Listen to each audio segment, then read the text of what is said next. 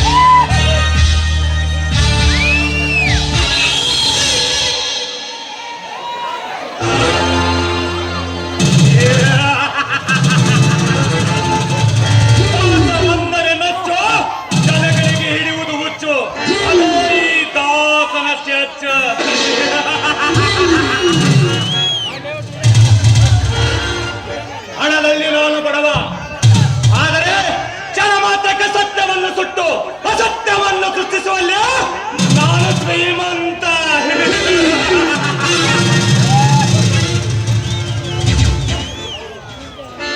ನಾನು ಕರೆದ ಹುಡುಗಿ ನನ್ನ ಕಾಮದಾಟಕ್ಕೆ ಕೈ ಜೋಡಿಸಿದರೆ ಅವಳ ಜೀವನವಾಗುವುದು ಶೋಕಾಲಿ. ನನಗೆದುರಾಗಿ ಹೋರಾಡಿದರೆ ಅವಳಾಗುವಳು ಹುಚ್ಚು ಪ್ಯಾಲಿ.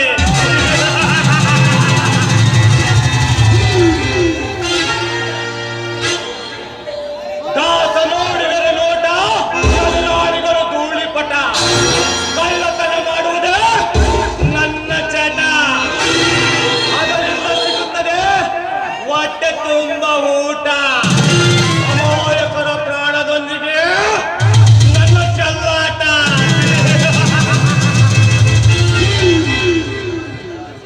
ದಾಸ ಇದ್ದರೆ ದೇಶ, ಹೆಣ್ಣುಗಳು ಬರುವಲ್ಲಿ ಅವನ ವಾಸ.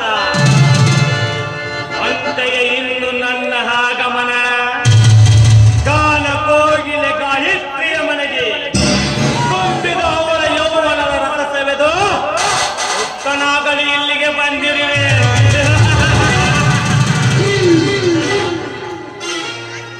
ಗಾಯತ್ರಿ, ಗಾಯತ್ರಿ,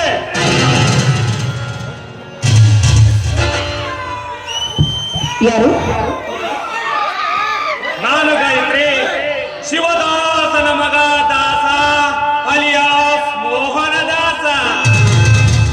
ಓಹೋ, ನೀವು ಶಿವದಾಸ್ ಅವರ ಮಗನಾ?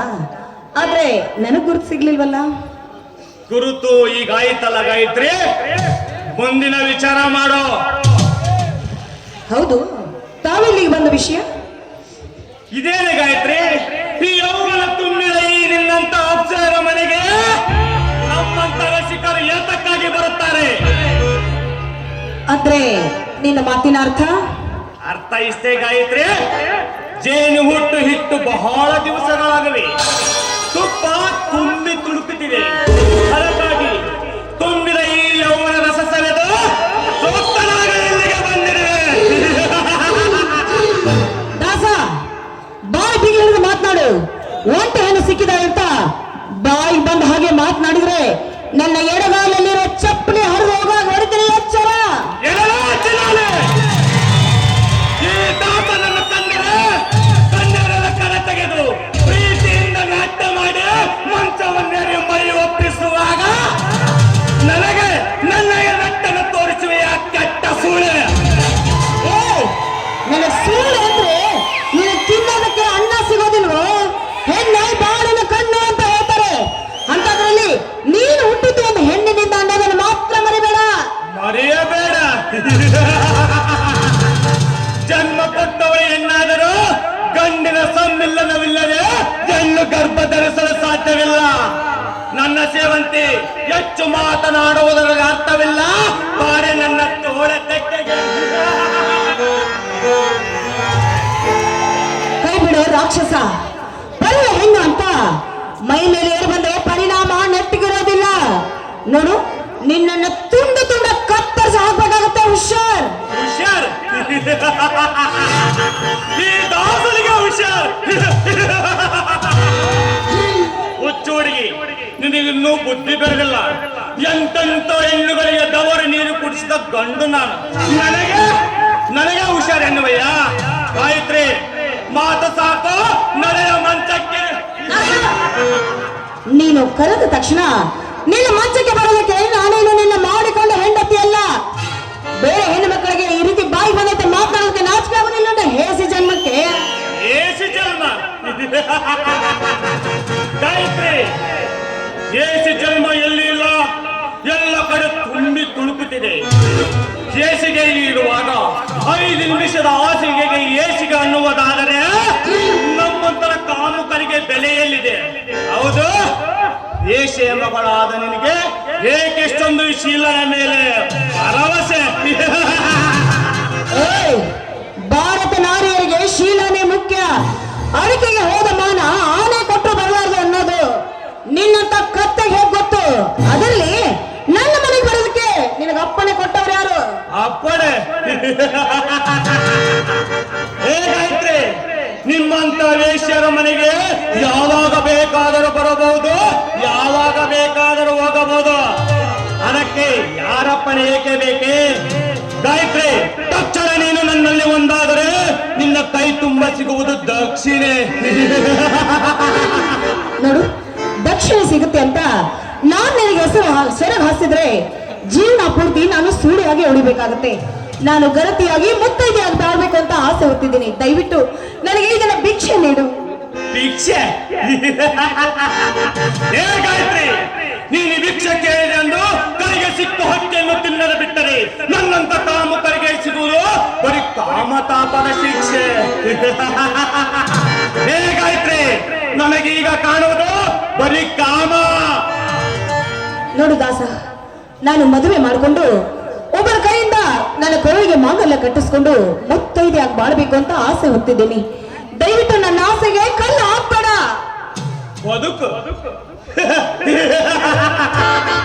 ಮದುವೆ ಆಗಬೇಕೆ ಎಂಬ ಆಸೆಯೇ? ಲೇ ಗಾಯತ್ರಿ, ನಿನ್ನ ತಾಯಿ 16 ಜನರಿಗೆ ಸೆರಗಾಯಿಸಿ ನಿನಗೆ ಜನ್ಮ ನೀಡಿದ್ದಾಳೆ. ಅದು ಯಾವ ನನ್ನ ಮಗ ನಿನ್ನ ಮದುವೆ ಆಗುತ್ತಾನೋ ನಾನು ನೋಡುತ್ತೇನೆ. ನೋಡು ದಾಸ, ಈ ದೇಶದಲ್ಲಿ ಹುಟ್ಟಿದ ಪ್ರತಿಯೊಂದು ಹೆಣ್ಣಿಗೂ ಆ ದೇವರು ಒಂದೊಂದು ಗಂಡನ ಜೋಡಿ ಮಾಡಿರ್ತಾನಂತೆ. ಅಂತೆ ನಾನು ಮಾಂಗಲ್ಯ ಕಟ್ಟಿಸ್ಕೊಂಡು ಮುತ್ತೈದೆಯಾಗಿ ಬಾಳ್ಬೇಕಂತ ಆಸೆ ಹೊತ್ತಿದ್ದೀನಿ. ದಯವಿಟ್ಟು ನನ್ನ ಪಾಡಿಗೆ ಬಿಟ್ಟು ಹೊರಟೋಗಿಲ್ಲಿಂದ. ಬಿಟ್ಟು ಬಿಡು. ಹೇ ಗಾಯತ್ರಿ, ಒಳೆಯುವ ಈ ನಿನ್ನ ಮೈಮಾಟವನ್ನು ಕಂಡು ನನ್ನೆದೆಯ ಹೊಂಡವಾಗಿ ಕೆಂಡವಾಗಿ ಕಾಮದಾಟಕ್ಕೆ ಹಾತೊರೆತಿರುವಾಗ ನಿನ್ನನ್ನು ಬಿಟ್ಟು ಬಿಡಬೇಕೆ? ಹೇ ಗಾಯತ್ರಿ, ಸುಮ್ಮನೆ ಸಮಯ ವ್ಯರ್ಥಕ ಇದೆ. ಸನೇಕೆ ಬಂದು ಸುಖ ಪಡುವಾರೇ ನನ್ನ ಮೈಯಾರೆ. ಬೇಡ ದಾಸ,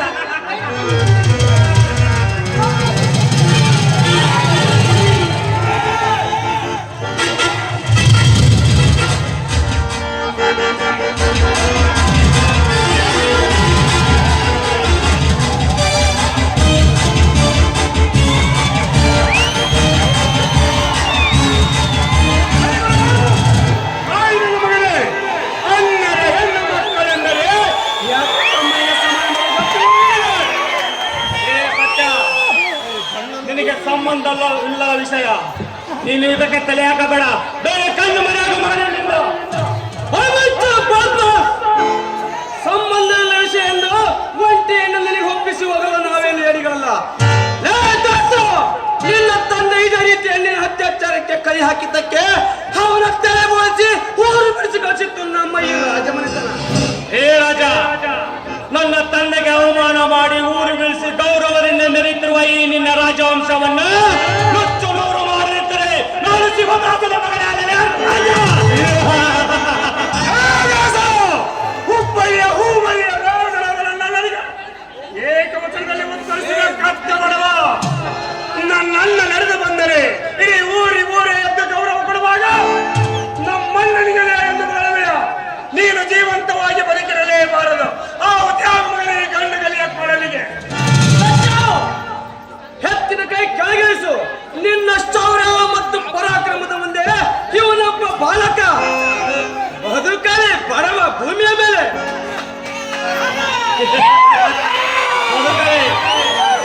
ರಾಜ, ನಿನ್ನ ತಂದೆ ಒಂದು ಅನಾಥ ಹೆಣ್ಣಿಗೆ ಅತ್ಯಾಚಾರ ಮಾಡಲು ಕೈ ಹಾಕಿದ್ದಾಗ ನಾನು ಬಂದು ನಿಮ್ಮಂತ ತಂದೆ ಉಳಿಸಿದ ಹೊರತು ನಿನ್ನಿಂದಲೇ ನೀ ರಾಜ.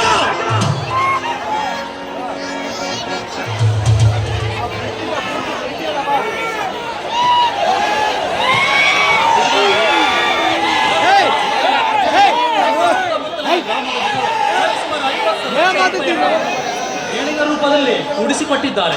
ತೆಗೆದುಕೊಳ್ಳಿ ಹಣದ ಸುಟ್ಕೆ. ಯಜಮಾನ್ರೆ, ತೆಗೆದುಕೊಂಡು ಹೋಗಿ ವಿಜಯನ ಕೈಯಲ್ಲಿ ಕೊಟ್ಟು ನಾನಿಲ್ಲಿ ಹೋಗಿ ಬರುತ್ತೇನೆ.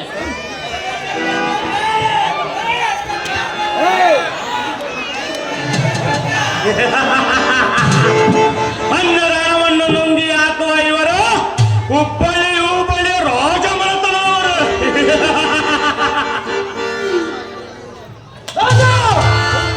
ಹೆತ್ತರದಿಂದ ಹುಚ್ಚರಿತರಿಂದ ಮಾತನಾಡಲು ಹನ್ನೆರಿಗೆ ದಾನ ಧರ್ಮ ಮಾಡುತ್ತೇವೆ ವಿನಃ ಮತ್ತೊಬ್ಬರಿಗೆ ಅನ್ಯಾಯ ಮಾಡುವುದಲ್ಲ. ನಾವು ಹೆಚ್ಚು ಹೊತ್ತು ನನ್ನ ಕಣ್ಣ ಮುಂದೆ ನಿಲ್ಲಬೇಡ. ತೊಳೆದು ಇಲ್ಲಿಂದ. ಸಮಯ ಬರಲೇ ನಿಮ್ಮನ್ನು ನೋಡಿಕೊಳ್ಳುವೆ. ಹೋಗು ಮನೆ ಹೋಗು. ನಿಮ್ಮಂತ ಕುಂದಿಗಳು ಈ ಕನ್ನಡದ ಕುವರನ್ನು ಏನು ಮಾಡಲು ಸಾಧ್ಯವಿಲ್ಲ. ಯಜಮಾನ್ರಿ, ಸರಿಯಾದ ಸಮಯಕ್ಕೆ ಬಂದು ನನ್ನ ಮಾನ ಪ್ರಾಣ ಕಾಪಾಡಿದ್ದೀರಾ. ನಿಮ್ಗೆ ಯಾವ ರೀತಿ ಕೃತಜ್ಞತೆ ಹೇಳಿದ್ರು ಸಾಲದು. ಗಾಯತ್ರಿ, ನಾವು ನಮ್ಮ ಕರ್ತವ್ಯ ಮಾಡಿದ್ದೇವೆ. ಗಾಯತ್ರಿ, ನೀನು ತಪ್ಪು ತಿಳಿದಲೆ ಎಂದರೆ ನಾನು ನಿನ್ನನ್ನು ಮದುವೆ ಆಗುತ್ತೇನೆ. ಯಜಮಾನ್ರಿ, ಏನು ಹೇಳ್ತಾ ಇದ್ದಾರೆ? ಈ ಸಮಾಜದಲ್ಲಿ ನನಗೆ ಸೂರ್ಯ ಮಗಳು ಅಂತ ಹೇಳ್ತಾ ಇದ್ರು. ಆದ್ರೆ ನೀವು ಮಾತ್ರ ನನ್ನ ಕೈ ಹಿಡಿತೀನಿ ಅಂತ ನನ್ನ ಪಾಲಿನ ದೇವರಾಗ್ಬಿಟ್ರಿ. ನನಗೆ ಗಾಯತ್ರಿ, ಆ ವಿಧಿ ನಾವಿಬ್ಬರು ಸತಿಪತಿಗಳಾಗಬೇಕೆಂದು ನಮ್ಮ ಹಣೆ ಬರದಲ್ಲಿ ಬರೆದಿರುವಾಗ ನಾನೊಬ್ಬ ನರಮನುಷ್ಯ ದೇವರಾಗಲು ಸಾಧ್ಯವೇ ಗಾಯತ್ರಿ?